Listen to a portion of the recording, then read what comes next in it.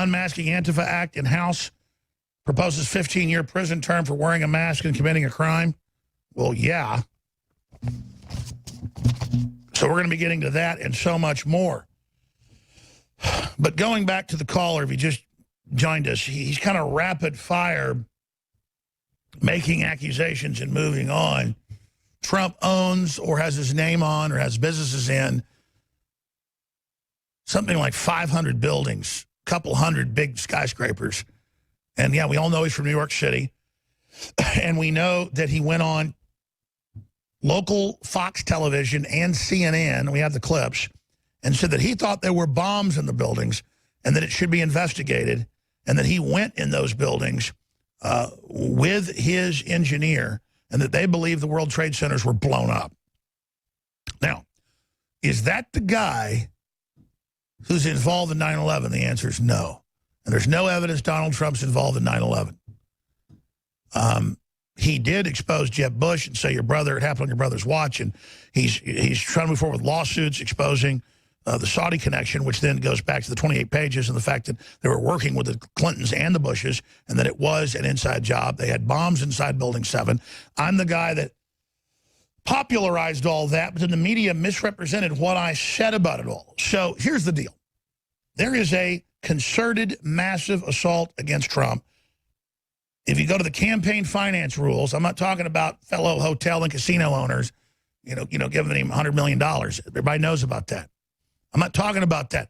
I'm saying 99% of the big bank contributions went to Hillary Clinton, less than 1% to Trump.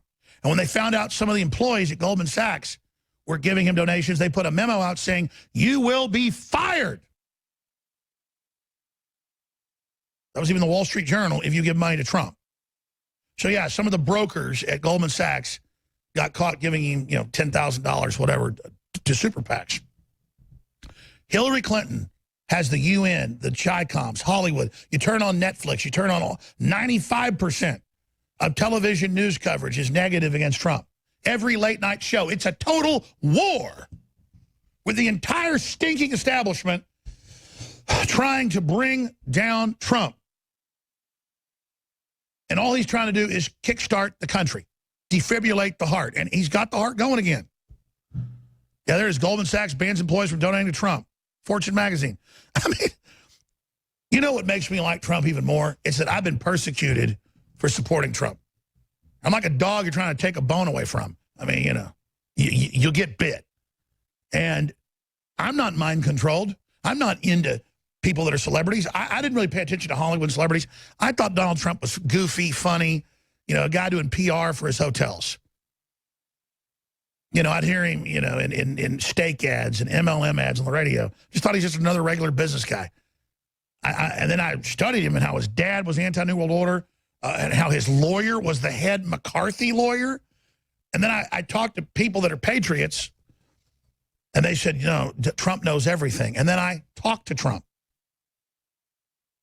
His dad was an anti-New World Order guy that sat right there in the belly of the beast and taught his son everything. And then his son quietly waited and quietly wanted the country to turn around. And now he's in, and he's kicking their butts because he knows all their games. And he was never a white shoe guy who hung out in big groups of them. He was his own billionaire. And now he's taking it all away from him. I'll tell you this, though. If Trump was some really satanic distraction and some great diversion where he does all these great things and later betrays us, that could be a problem. I'm not saying that. My gut doesn't tell me that. But he could be taking over the whole New World Order from them as just a shark coming in to take over all the other little sharks. But then why would he be giving us all prosperity? We'll continue to expect that. Trump's entire destiny and his family's destiny and name is tied to human success, American success, planetary victory. Victory for the world. And he's doing exactly what you do if you were trying to unravel the globalist plan for deindustrialization and ongoing crises and conflict. And he's done an incredible job taming the tiger and getting as much out of the system as he's done. So I'm just saying, my God, I'm glad Hillary's not in. You got 2 minutes to finish up. Go ahead. Alex, I will say, to be fair, thank you. I appreciate you keeping me on here, and I do appreciate that. But you know, I say that like, you know, I don't. Obviously, Trump wasn't involved in 9/11 per se, but I mean, you know, this is in addition. This is the other thing that's really bothered me the last couple of weeks, along with the Rex 84 stuff, and along with the guy who was deciphering the Mark Taylor prophecies that, you know, Trump is like, God is like controlling Trump, basically. The other thing that really disturbed me is this whole idea that, you know, Trump is going to expose 9/11 by exposing Robert Mueller. Well, I mean, Giuliani's got a much more obvious complicity role in 9/11, and he's Trump's personal attorney, and he gets praised on this network. Are you joking? Because I studied the whole thing. Giuliani was the mayor. The feds came in, took control of the whole investigation. I'm not even defending Giuliani, but Mueller was brought in 3 days after, 2 days after, and was the cover-up artist, and it's blocked the families, blocked congressional investigations, covered it up. He's recognized as the main architect of the cover-up.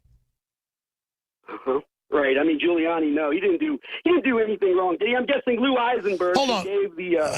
let me just finish, because you're saying Mueller became the FBI director 2 days after. Anything wrong. You don't want to talk about Israel. You don't want to talk about the United States and Saudi Arabia and radical Islam. Okay, you just yelled that so fast. What'd you say? I said, you don't want to talk about these things because it implicates Israel. It doesn't implicate Saudi Arabia. It doesn't implicate the United States. It doesn't implicate radical Islam. And that is your Achilles heel, Alex, as my co-host, Jeremy Ross Tuchel, pointed out a year and a half ago when he called into this show. All right. Well, I'm glad you called in, and I'm glad you got the attention you wanted. I really wanted to have a real debate with you. That's why I did it. It's interesting, and it wakes me up. So thanks for calling into the show. Everybody's better than me. Everybody says what evil group it is, and, you know, it's this group, it's that group. And everybody it's the Catholics, it's the Jews, it's this group, that group.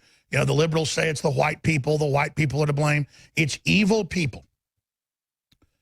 And there are corrupt elements in Israel. There are corrupt elements in China that are in control. There are corrupt elements running the EU. But I don't say it's Europeans that are bad, because the EU is a bunch of corrupt people. All right, obviously, I can't spend 3 full segments with each caller like I did the last individual, Greg, in Iowa, who you could hear had palpable hatred for me at the end of the call. Because he's the good guy. He knows it's all Israel. Israel's one monolithic problem. If Israel wasn't there, everything would be fine. And then meanwhile, the very same type folks say that Israel runs Hollywood and everything else in the U.S., well, then why is the entire media trying to destroy Trump? The truth is, there's very diverse ideas and groups in Judaism and Orthodox Jews and leftists and Zionists and all of it. And the truth is, Trump is pro-Israel. And I'm not against Israel. But it becomes a football issue where I'm not even thinking about Israel. It's just one more country. I don't want it blown off the map. If you turn it over to the Palestinians, they'd be killing each other forever. You know, none of the Arab countries take any of them in. But that's not an issue. A lot of them are refugees from other countries, but they don't take them in. Israel's got to take everybody in. Europe's got to take everybody in. The U.S. has to take everybody in, or we're Nazis. And then I'm just sitting thinking about Israel. They're assassinating their prime ministers. They're trying to indict Netanyahu, the leftist are. But people think there's like one monolithic thing. The power structure doesn't like Donald Trump. It's trying to remove him. No one can deny that. No one can deny that Georgetown, Vatican Run, is suing me, trying to shut me off the air.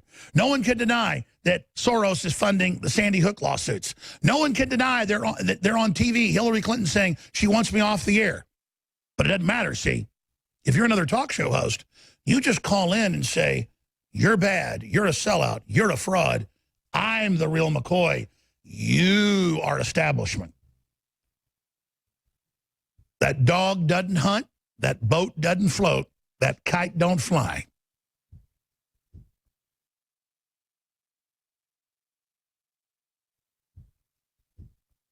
I am a pro-America, constitutionalist, free market Christian who believes in human destiny and freedom.